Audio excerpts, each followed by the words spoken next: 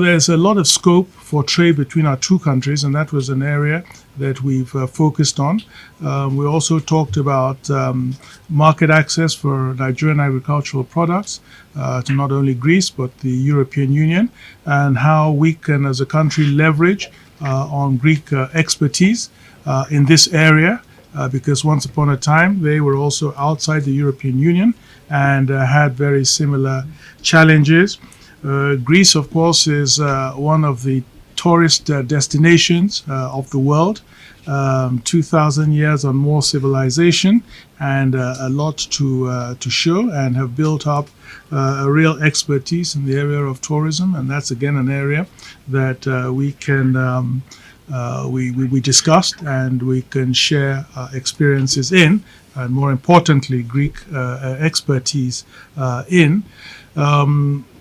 Migration is also, of course, an area of great importance to a lot of countries and regions in the world, not least the European Union and also Greece.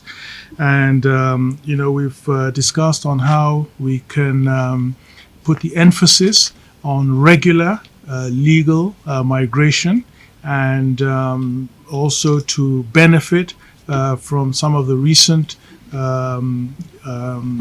agreements that have been signed by Greece and other countries in the areas of migration. So that is also an area that we discussed. We received with very much gratitude the donation of the Greek government to Nigeria of almost 1 million vaccines in our fight against COVID. And thank you very, very much indeed, Your Excellency, for this generosity.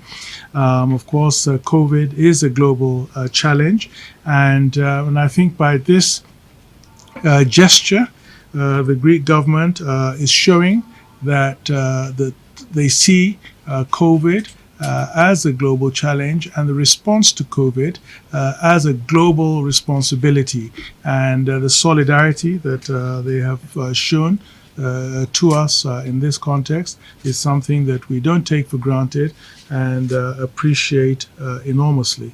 We also discussed security, and there has been some cooperation in the past between the Greek military and the Nigerian military, and the Greek government has also declared its support for Nigeria in our challenges with insurgency and terrorism, acknowledging terrorism as a global challenge, and appreciating that whatever terrorism we face here is also a challenge that will be faced all over the world, and committed to support us in any way possible in this context.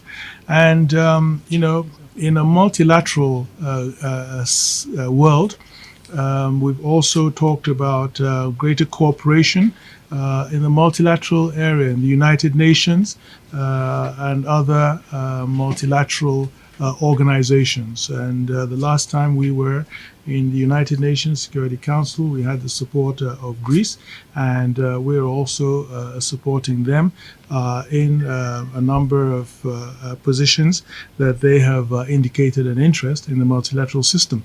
We share a lot of positions on issues, on global issues, and we talked about how we can really come together and support each other more. A country that have been a mono economy, dependent almost exclusively on oil, really diversifying. President Muhammadu Buhari has given that as one of his priorities, and the president's efforts to make Nigeria a more investment friendly destination for countries around the world, in particular setting up as council under the Vice President on promoting the Enabling Business Environment Council. So we are also doing our part to promote the diversification of our economy and promote Nigeria as a favored destination hub through an enabling business environment.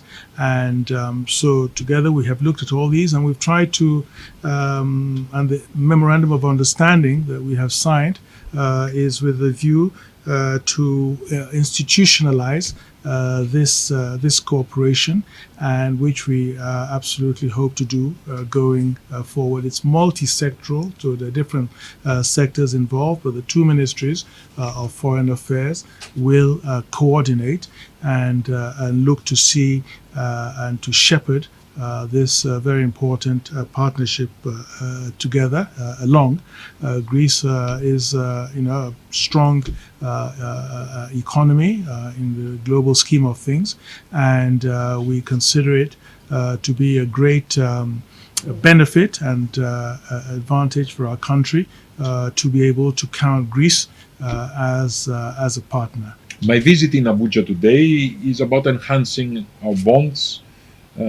The signature on the bilateral cooperation is a significant step, but many agreements are on the pipeline. We will maybe be able to conclude them soon.